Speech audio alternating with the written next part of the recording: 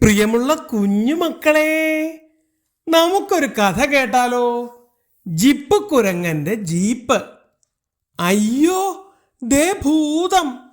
Zip കുരങ്ങൻ ഭൂതവുമായി വരുന്നു. മൃഗങ്ങൾ ഉറക്കെ നിലവിളിച്ചു.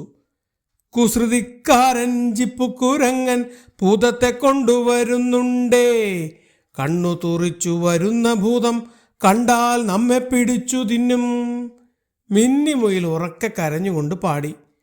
അയ്യോ അയ്യോ അയ്യോ, കണ്ണു തിളങ്ങുന്ന ഭൂതച്ചാർ ശബ്ദം മുഴക്കി വരുന്നുണ്ടേ, കേട്ടാൽ തന്നെ ഭയമാകും. ലിപ്പുമാൻ പറഞ്ഞു. അപ്പോഴേക്കും ജിപ്പു അടുത്തെത്തി പൊട്ടിച്ചിരിച്ചുകൊണ്ട് പറഞ്ഞു, കൂട്ടുകാരെ ഭയക്കേണ്ട, ഭൂതമല്ല പ്രേതമല്ല, നാട്ടിലൂടെ റോട്ടിലൂടെ പാഞ്ഞിടുന്ന ജീപ്പാണേ. നിങ്ങൾ പേടിക്കണ്ട, ഇത് മനുഷ്യരെ കയറ്റിക്കൊണ്ടു പോകുന്ന വാഹനമാണ് ജീപ്പ്. മുമ്പ് ഞാൻ ജോലി ചെയ്തിരുന്ന സർക്കസ് കമ്പനിയിൽ നിന്ന് കൊണ്ടുവന്നതാണ്. അവിടെ ജീപ്പ് ഓടിച്ചിരുന്നത് കൊണ്ടാണ് എനിക്കവർ ജിപ്പു എന്ന് പേരിട്ടത്. ജിപ്പു ചിരിച്ചുകൊണ്ട് പറഞ്ഞു. അപ്പോഴും കൂട്ടുകാർക്ക് സംശയം തീർന്നില്ല. അവൻ എൻജിൻ ഓഫ് ചെയ്തു. മുരൾച്ച നിന്നപ്പോൾ മൃഗങ്ങൾക്ക് കുറച്ച് സമാധാനമായി. മാത്രമല്ല, ഹെഡ്ലൈറ്റ് കെടുകയും ചെയ്തു. ഭയമില്ലാത്തവർക്ക് ഈ വാഹനത്തിൽ കയറാം. നമുക്ക് കാട് ചുറ്റിക്കാണാൻ പോകാം.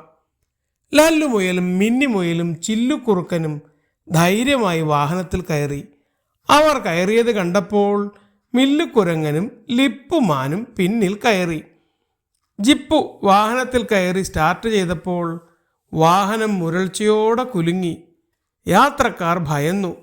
അവർ ബലമായി പിടിച്ചിരുന്നപ്പോൾ വാഹനം മുന്നോട്ട് നീങ്ങി.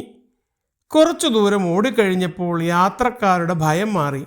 പക്ഷേ ജീപ്പ് ഓടി വരുന്നത് കണ്ട് വഴിയരികിലുള്ള മൃഗങ്ങളെല്ലാം ഭയന്ന് പാഞ്ഞു. പുലികളും കടുവകളും പേടിച്ചു പായുന്നത് കണ്ട് ജിപ്പു പൊട്ടിച്ചിരിച്ചുകൊണ്ട് പറഞ്ഞു, എപ്പോഴും നമ്മളെ പേടിപ്പിച്ച് ഓടിക്കുന്ന വീരന്മാരെ ഭയപ്പെടുത്താൻ നമുക്കും കഴിയുമെന്ന് കാണിച്ചു കൊടുക്കണമല്ലോ. അതുകൊണ്ട് നിങ്ങൾ ആരും മിണ്ടണ്ട എന്ന് പറഞ്ഞ് പാട്ടും പാടി അവർ ജീപ്പിലേറി മുന്നോട്ട് കുതിച്ചു. ജിപ്പ് കുരങ്ങന്റെ ജീപ്പ്, കാട്ടിൽ കറങ്ങുന്ന ജീപ്പ്, കണ്ണു തൂറിച്ചങ്ങു പായുമ്പോൾ വമ്പന്മാർ പമ്പ കടന്നുവല്ലോ. സന്തോഷത്തോടെ അവർ ജീപ്പിലിരുന്ന് പാടി. അത് കേട്ട് ജിപ്പു ആവേശത്തോടെ ഹോൺ മുഴക്കി.